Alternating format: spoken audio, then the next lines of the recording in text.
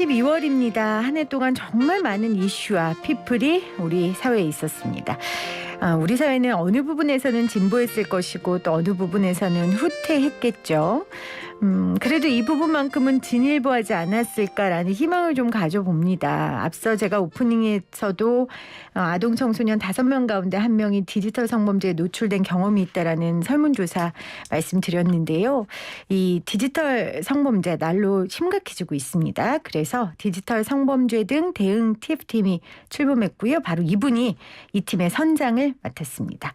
법무부 디지털 성범죄 등 대응 TF팀 서지연 팀장 나오셨어요. 어서 오세요, 팀장님. 네, 안녕하세요. 반갑습니다. 앞서 제가 한 말, 디지털 성범죄 부분만큼은 그래도 진일보하지 않았을까? 이 말을 어떻게 평가하세요? 글쎄요. 슬프게도 진일보했다기보다는 진일보하기 위한 준비 중이다. 이 정도로 표현해야 할 것 같습니다. 네. 준비 중이다. 그 준비가 바로 이 TF팀이 아닐까 네, 그런 생각을 해보는데 하펠트 위원과 우리 검사님 인터뷰를 했어요. 그때 8월이었죠. 네. 그때 법무부 디지털 성범죄 등 대응 TF팀 이 팀이 출범하면서 인터뷰를 나눴는데 우리 청취자분들께 이 팀에 대해서 한 번 더 설명해 주세요. 네, 지난 8월에 디지털 성범죄를 비롯해서 성범죄 전반에 걸쳐서 우리 법 체계를 검토해서 개선 방안을 마련하자라는 취지로 저희 TF팀과 위원회가 만들어졌고요. 목표는 성범죄를 제대로 처벌하고 피해자를 제대로 보호하는 방안을 마련하자 하는 것입니다. 제대로 처벌하고 제대로 보호하자. 네, 맞습니다. 무엇보다도 이 팀의 전문위원들의 면면이 화제였어요. 이게 이 팀의 특징이자 이 팀의 힘이 아니었을까 싶은데요. 어떤 분들이 함께 하셨었죠, 그때?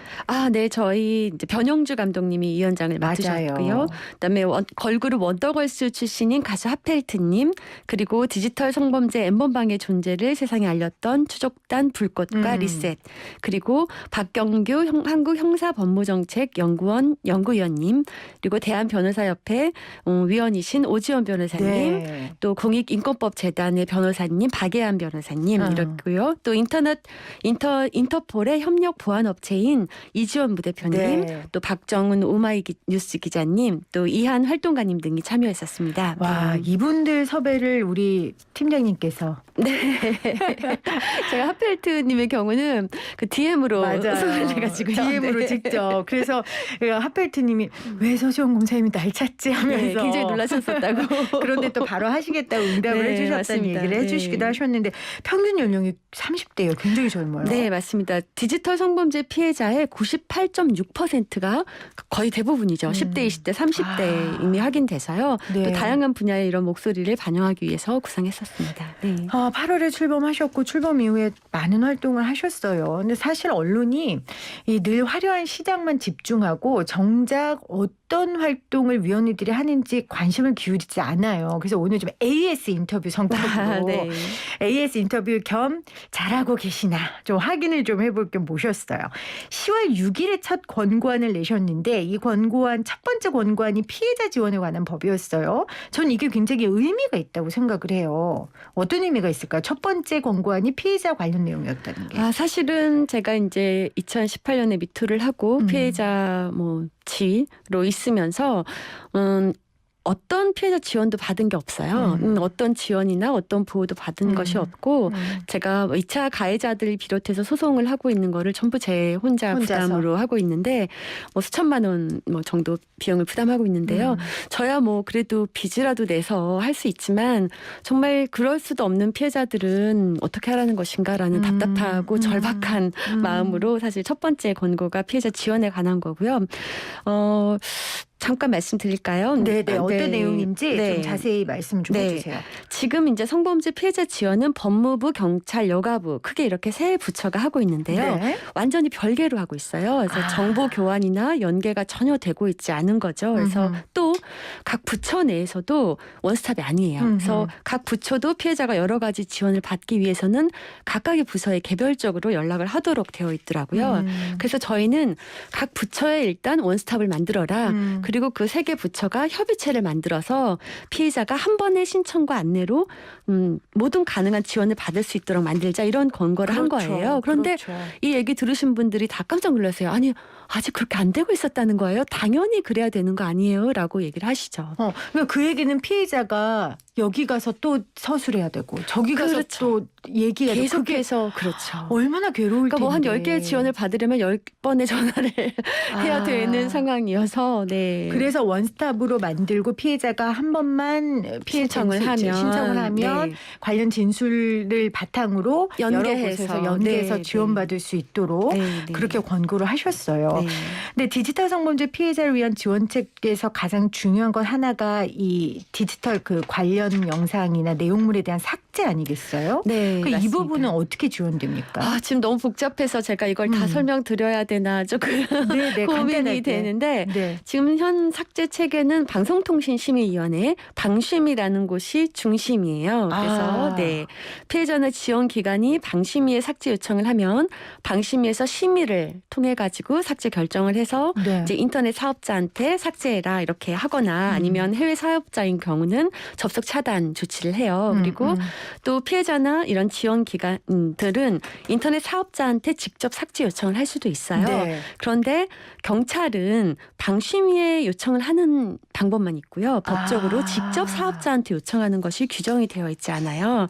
그래서 저희가 두 번째 공고안으로는 그런 삭제를 위한 어떤 응급 조치를 저희가 공고를 한 것이에요. 그렇군요. 네. 저는 이제 방심위가 저희 같은 방송사들 관리하고 통제하고 감시하는 역할들 지원도 해주지만 이런 역할을 하고 있는데 그래서 방심위에 경찰이 요청을 해야 된다는 게 조금. 네. 그래서 놀라웠어요. 저희 위원회가 생각하는 가장 지금 삭제 체제의 큰 문제점은 네. 삭제의 중심에 방심위가 있다는 거예요. 그러니까요. 방송통신위원회 그 설립에 관한 법률을 보면 네. 방심위 설립 목적이 나와 있거든요. 설립 목적을 제가 한번 읽어볼게요. 네. 방송 내용의 공공성 및 공정성을 보장하고 정보통신에서의 건전한 문화를 창달하며 정보통신의 올바른 이용 환경 조성을 위한 것이다. 이렇게 규정이 돼 있어요. 네. 설립 목적이 범죄와는 전혀 관련이 없어요. 아니 그러니까 그럼 이 영상을 범죄물로 보지 않는다는 얘기인 것 같잖아요. 네, 그러니까 이제까지 방심위가 이렇게 한 이유 자체가 방금 말씀하신 대로 성범죄 피해물을 음란물로 간주해왔기 때문에 기존에 음란물을 심사하던 방심위에서 계속 심사를 하게 됐던 거예요. 그런데 이거는 사실 법률의 문제예요. 법률이 작년까지도 이런 아동 성착취물을 음란물이라고 표현을 해왔어요. 법률에서조차. 그렇군요. 그런데 이제 작년에 개정이 됐거든요. 그래서 범죄 피해물이 음란물이 절대 아니잖아요.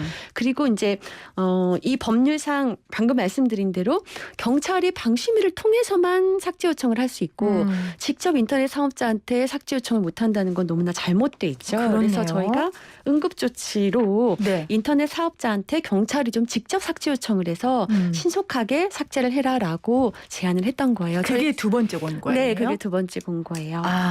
네. 범죄 피해물이지 이건 음란물이 아니다. 그렇죠. 그렇기 네. 때문에 경찰이 신속하고 직접적으로 조치할 수 있도록 네. 권고를 하셨어요. 네. 제가 어제 FBI 관계자를 한번 만났었는데 여쭤봤어요. 네네. 그랬더니 당연히 FBI에서 직접 사업자한테 삭제 요청을 하고 있다라고 얘기를 하더라고요.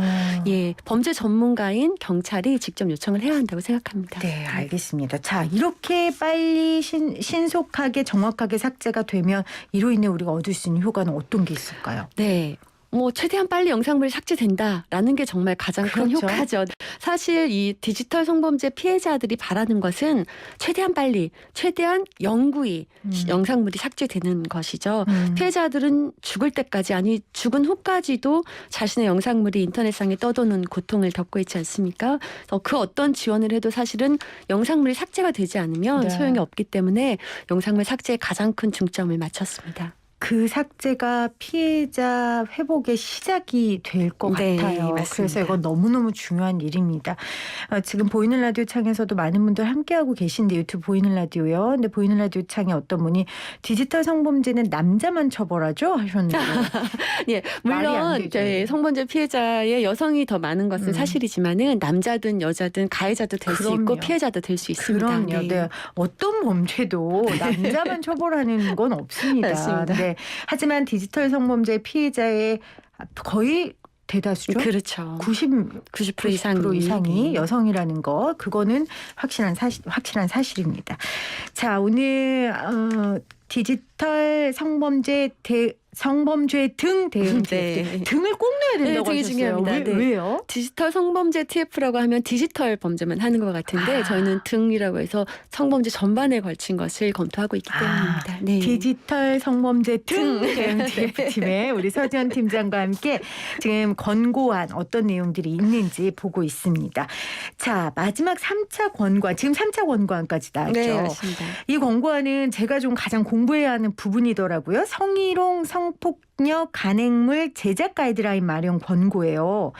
올바른 용어를 사용하는 것이 굉장히 중요하다라는 걸 저도 깨달았는데 왜 중요할까요? 네, 수많은 성범죄 관련 보도들이 클릭수에 초점이 맞춰져 있다 보니 굉장히 자극적으로 쓰여지고 있습니다. 그래서 이런 보도들은 범죄를 희화화해서 굉장히 가볍게 여기게 한다든지 피해자를 비난하거나 피해자다움을 강요하게 되거든요. 그래서 저희 위원회는 이제 법무부에 설치된 것이기 때문에 일단 법무부에 권고를 한 것인데요. 법무부 내에서 배포하는 모든 보도자료 홍보 자료 등에서 먼저 올바른 용어를 사용하자는 것이에요. 저는 국가기관의 역할이 매우 중요하다고 생각하거든요. 그럼요. 일례로 우리가 잘 알고 있는 일명 레깅스 판결에서 네. 법원 판결문에 몰카라는 용어가 나와요. 그러다 보니 거의 모든 언론이 몰카라고 보도를 했거든요. 근데 몰카가 아니라 불법 촬영물이 맞는 표현이에요. 그래서 법무부에서 가이드라인을 만들어서 법무부 먼저 올바른 용어를 좀 사용하자. 그리고 젠더 데스크와 같이 이를 스크린하는 어떤 전문 창구를 법무부 내에 만들자 이렇게 권고를 한 것입니다.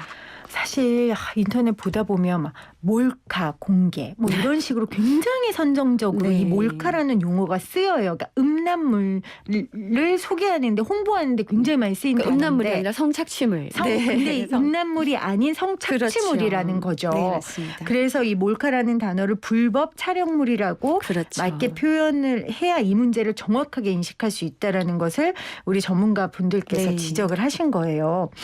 그러면 성범죄 보도 준칙이 그동안 없었어요? 굉장히 많아요. 그렇죠. 예, 한국기자협회랑 인권위가 함께 만든 인권보도 준칙이나 성폭력 범죄 보도 세부 권고 기준이 있고요. 네. 또 여가부와 기자협회가 함께 발표한 실천 요강 등등 굉장히 많이 있습니다. 그런데 왜 안 지켜준 그런데 거예요? 이런 준칙의 강제성이나 제재 조항이 전혀 없습니다. 위반을 해도 클릭수만 많이 되면 끝인 거죠. 네. 그러면 이 강제성을 부과하는 것도 권고하셨어요?